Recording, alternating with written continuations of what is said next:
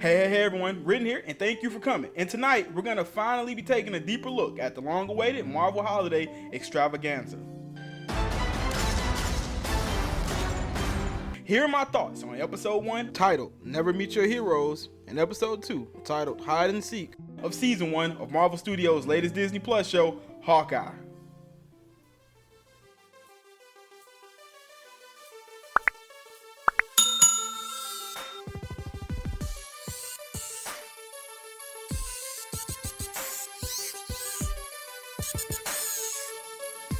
Welcome back everyone, and closing out what I would say has been an incredibly impressive first year for their Disney Plus rollout, Marvel has yet another show on the way to its hungry fans. For the past few months, the Hawkeye trailers have promised us to return to the MCU in the most grounded of fashions. I personally have always enjoyed Jeremy Renner's Clint Barton, and following what we've seen so far in Phase 4 on both the silver screen and through the Disney Plus shows, this is the first opportunity we've been given to look in on an OG Avenger since the Infinity Saga, not counting Black Widow as the events of her film happened prior to. Sure, we've seen Hulk in passing, but Hawkeye expands upon what many of us found to be quite charming in Avengers Age of Ultron, that being the comings and goings of Clint Barton and his family. I was quite shocked and of course quite happy when I realized that not only were we getting Episode 1 this week, but also Episode 2.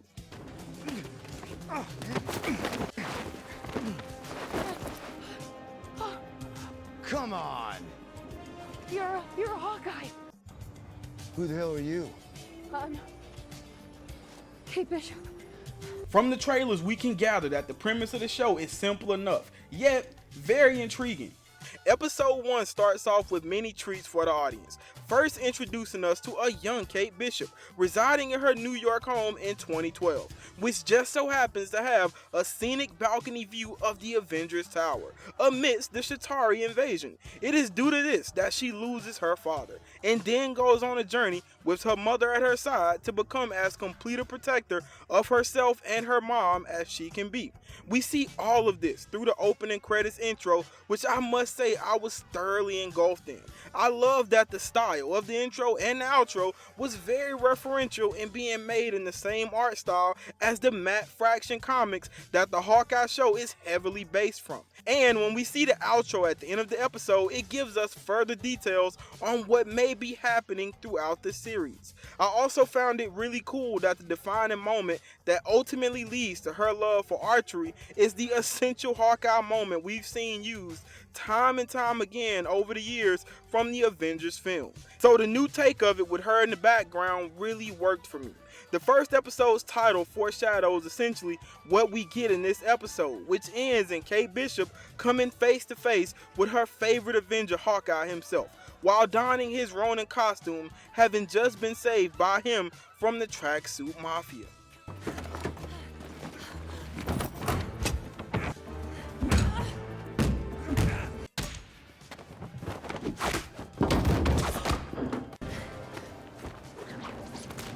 The highlights for me of Episode 1 definitely included the Captain America Rogers musical that we start off with. As for one, it was just downright hilarious watching Clint Barton having to sit through it all quite annoyed, even with his hearing aid turned off. The musical itself was also interesting in the regard that the piece we saw seemed to be focused only on the Battle of New York. And oddly enough, they were showing Ant-Man as having been present, which Clint clears up in very little time that simply wasn't the case.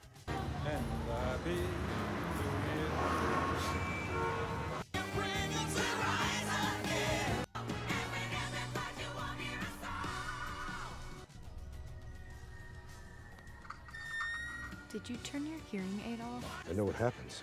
I was there. You knew it wasn't there. It's that guy. Ant-Man. The battle's just We also got an interesting insight as to how other parts of society we have yet to see view the snap. As once Clint enters the restroom, he sees Thanos was right written on the bathroom sink. Around the time he's hounded by this guy while using the restroom for an autograph. Oh, a selfie would be really rad, dude. Yeah. Now it's not really the appropriate time.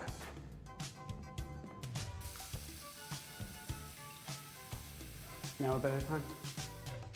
Clint's family dynamic seems much the same since the last time we saw it. If you'll remember, his daughter Lila here that we saw in Endgame is actually the daughter of Joe Russo, and his youngest son, whom we know is actually named after Quicksilver, donning the middle name of Pietro, is also present. Clint promises them a full Barton Christmas, with all different kinds of events and things to do in the days preceding it, which we all know was simple foreshadowing in the event that it actually wasn't going to happen. On Kate's side of things, we obviously see her demolish the clock and bell tower in tremendous fashion, further exemplifying her skills to us both in how she pulls this off and how she even gets in position to do it. In true Marvel fashion, they even managed to sneak in an Easter egg most people might have missed, as the structure we see destroyed is actually called Stane Tower, possibly pointing to Ironmonger Obadiah Stane from the very first Iron Man film played by Jeff Bridges. This makes sense, as Stane was a very wealthy and influential figure in New York society, so him having a tower named after him somewhere in the immediate area makes perfect sense. And it also points to the playground of which we'll likely see Bishop and Barton messing around in as the series progresses, that being the evil, underground criminal backbone of New York, where the Mafia and the likes of other groups that the Ronin figure would have wreaked havoc on dwell. So far, Kate's journey seems to be that she is not at all fond of her mom's new fiance Jack, who in the comics is actually Swords Master, which explains why once Kate returns home, she's immediately thrown off by all of the swords everywhere. And later, when we see Jack and Armand at the auction, we get an Easter egg in the form of Armand and Jack's bid signs. Number 102, which refers back to Avengers issue number 102, which is a prominent Hawkeye and Grim Reaper storyline. And likewise, number 124, which refers possibly back to Avengers issue number 124, where they faced off against Swordmaster. We also see a watch from the Avengers compound here, which I honestly can't say I know who it might have belonged to, but I would guess Tony Stark. The lot number 268 here is interesting, as it may be a reference to Avengers issue number 268, which is a huge Kang the Conqueror storyline, which would make sense given what went down in Loki, as Kang is also rumored to be showing up in Doctor Strange as well.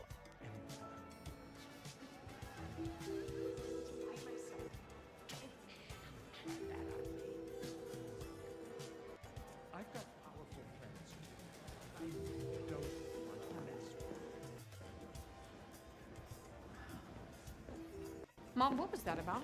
Is that guy threatening you? I have no idea. She ultimately overhears her mother arguing with Jack's uncle, Armand Duquesne III, another wealthy New York figure, much like her mother, which alludes to us that her mom, much like in the comics but whereas it was her father, may have some darker dealings and possible ties to criminal elements that we'll find out about later.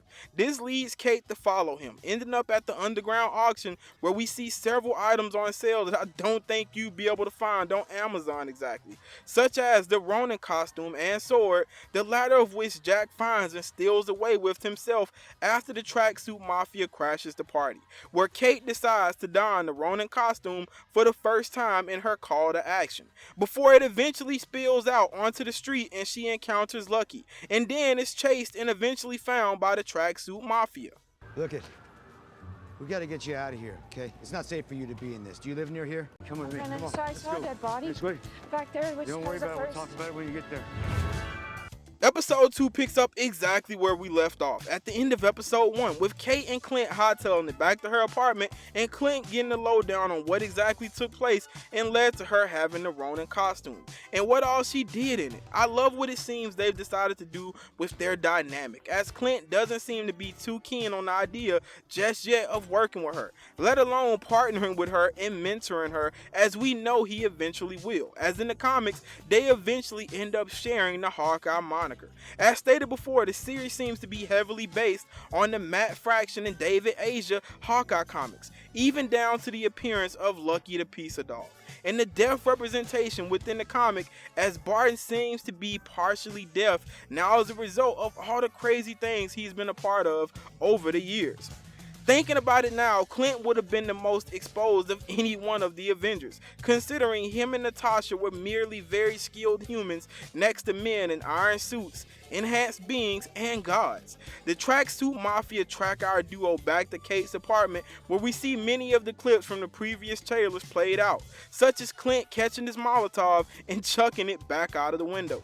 The tracksuit bros are also straight out of the comics, and although they are villains, they have been more so our comic relief thus far. Seeing Kazi was also a cool Easter egg, as in the comics he's known as the Clown, which is obviously sort of a Joker ripoff. In the comics, Kazi killed Hawkeye's neighbor Grills as a way to agitate Hawkeye, which gives us a bit of insight as to what we may see happen later on in the series, as we do get to meet Grills in episode 2, as he's the guy who ends up taking the Ronin costume from Kate's apartment and using it in a LARP that Clint has to begrudgingly take part in to get it back.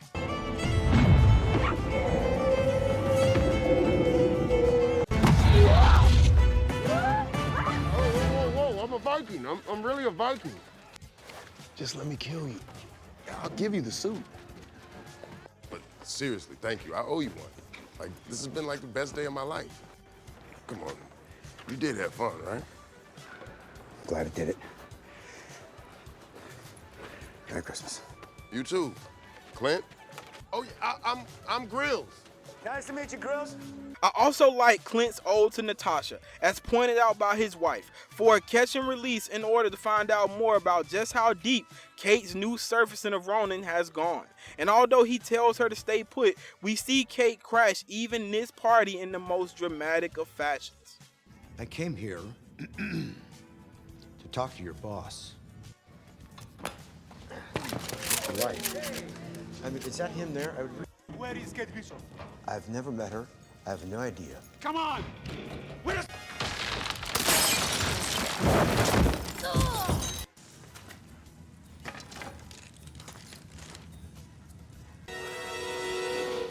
There you go. Don't worry, you will not fall off. And if nothing else in the first 2 episodes did anything for you, the appearance of Alaqua Cox's Maya Lopez, otherwise known as Ekko in the comics, should have done the job, as the leader of the tracksuit bros / Daculas / Mafia. Ekko has a long history in the comics with various characters throughout the Marvel roster, including the most exciting of which in this context is Kingpin, Daredevil, and Madam Hydra.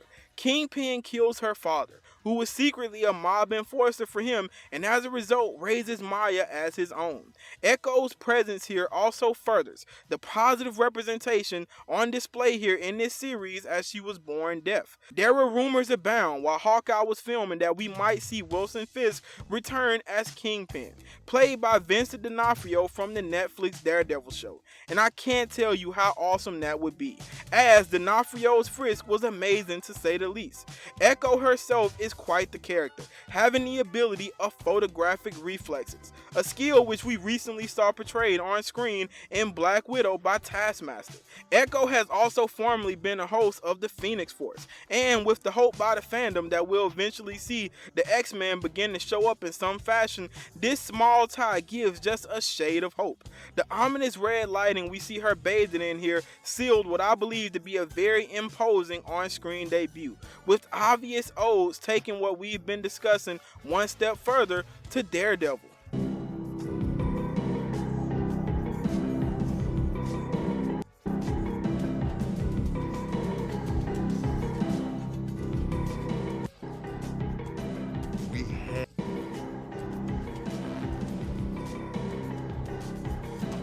In closing, just as all of the other shows have managed to do with ease, this first episode of Hawkeye has only managed to raise my appetite even more for this series. And episode 2 succeeded in pulling me in even further. Hailee Steinfeld and Jeremy Renner thus far have what I would say seems to be good chemistry. And as the show goes on, I expect for that aspect of it to only improve. I love that so many of the characters we've seen so far come directly from the comics and have so many ties back to people such as Kingpin and ultimately Daredevil. And although this show is supposed to be more grounded than its predecessors, we've been lucky to surprisingly so far have Easter eggs for some of Marvel's bigger antagonists. Having already announced that we're getting an Ekko spin-off series, I'm incredibly excited to see how they use this series to launch her character, and how the world around her is built out here and what it'll lead to down the road. I'll just say that Marvel fans, and everyone else for that matter, seemingly has a lot to be excited and on edge about in regards to Hawkeye and everything else coming down the pipeline. I will of course be continuing to cover all live action Marvel and Star Wars Disney Plus content, and films from all walks of life that I have the pleasure of watching. And if you feel so inclined, I would love to have you back here week in and week out to continue to cover it all with us. Again, guys, be sure to like, comment, and subscribe, and click that bell for notifications if you've enjoyed our content here tonight. Jump down in the comments and let me know your thoughts. And while you're at it, be sure to check out some of the other content here on the channel. All of the necessary links are listed here below for you to keep up with the coming content and shareables. Please be sure to follow me on all social media platforms. Or just the one you use most frequently.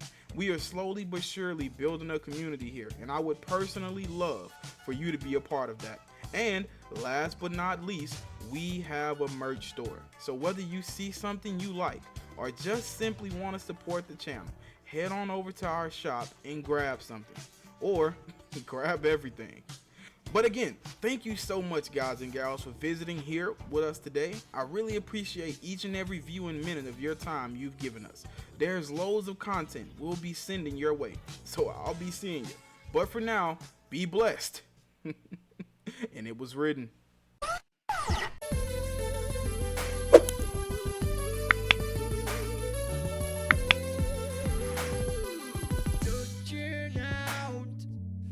Across the nighttime, the city sleeps inside. Yeah, hear her voice, shake my window.